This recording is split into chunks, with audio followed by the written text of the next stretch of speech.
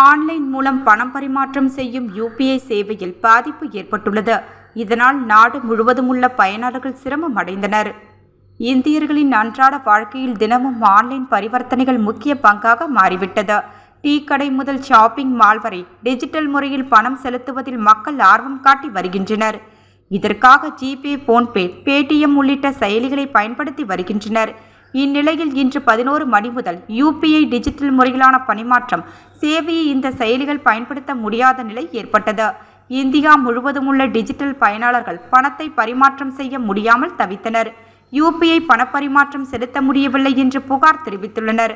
நண்பகல் வரை 1168 புகார்கள் வந்துள்ளன.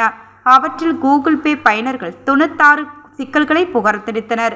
யுபிஐ செயல்பாடுகளை மேற்பார்வையிடும் இந்திய தேசிய கட்டணக் கழகம் தற்போது இடைவிடாத தொழில்நுட்ப சிக்கலை சந்தித்து வருவதாகவும், இது யுபிஐ பரிவர்த்தனைகளில் ஓரளவு சரிவை ஏற்படுத்துவதாகவும் ஒப்புக்கொண்டது. சிக்கலை தீர்க்க நடவடிக்கை எடுக்கப்பட்டு வருகிறது. பயனாளர்களுக்கு ஏற்பட்ட சிரமத்திற்கு வருத்தம் தெரிவித்துக் கொள்கிறோம் என என்பிசிஐ தெரிவித்துள்ளது.